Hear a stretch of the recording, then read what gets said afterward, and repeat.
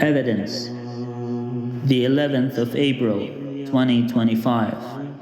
Leave while you still can.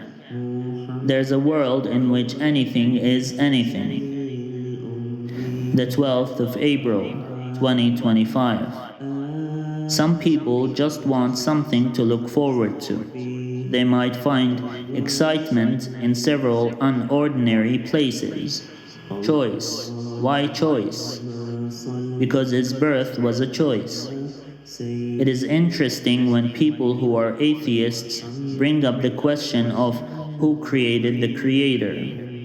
This question is brought up during the discussion of the existence of God and the intersection with science and the Big Bang. There was a believer who was trying to explain to an atheist that if some person flips a coin 1,000,000 times and it always lands on heads, then that is not a coincidence. The question of who created the Creator seems to stem out of the randomness discussion. If nothing is random, then there has to be a reason for the Creator to exist. I find that absurd. Subhanallah al-Khaliq. This question would lead to infinite regress, where a similar question would be asked about who created the Creator we are speaking about. If creation was done through a Creator who was created, then atheists would still ask the question of who created that Creator infinitely. It could be resolved by considering the absolute will of the Creator. Humans have free will. Why would the Creator not have free will? That is absolute. I have never been in such a discussion before. The absolute free will of God. Atheists seem to deny the unseen. If you prove the unseen exists to an atheist, will they believe? Not believing in gravity does not mean that a person can levitate. Similarly, we can make an argument about believing in love when we can't see it. An atheist does not believe in a Creator, does not believe in angels or other created beings aside from humans. They have taken their senses for granted and limited their own understanding to what they can see or hear. They would ask for evidence, tangible evidence of anything they are asked to believe in. If they look at some believers, they would be inclined to consider themselves higher than them, thinking, how can these people believe in such things that make no sense to me? Although all the sense that they have is made limited by their own sensory organs.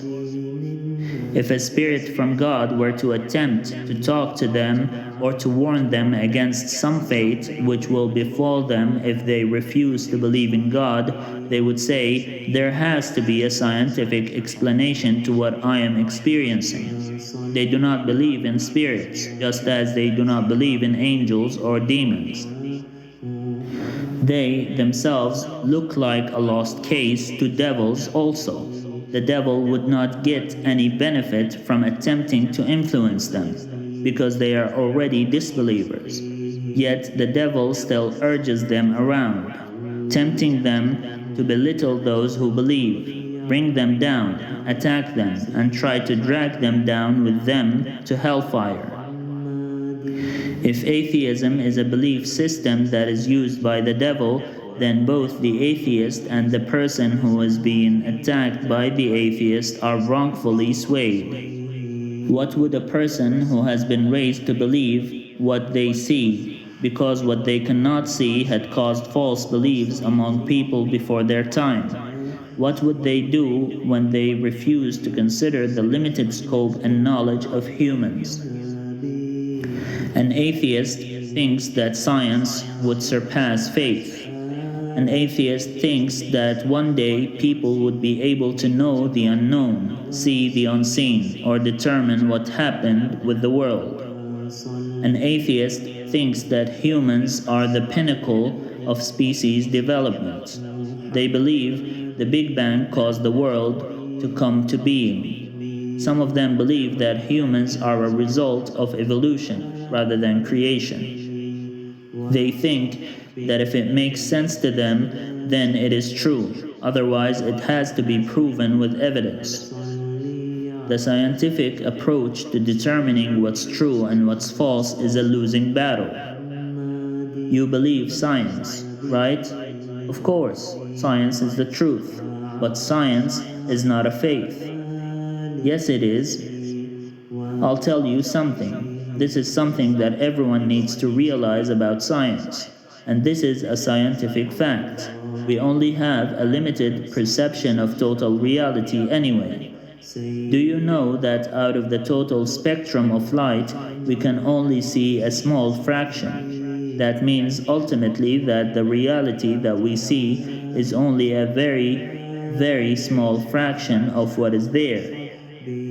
Therefore, how can anyone say what is real and what isn't, really, anyway? Therefore, there is so much going on around us that we haven't even perceived yet.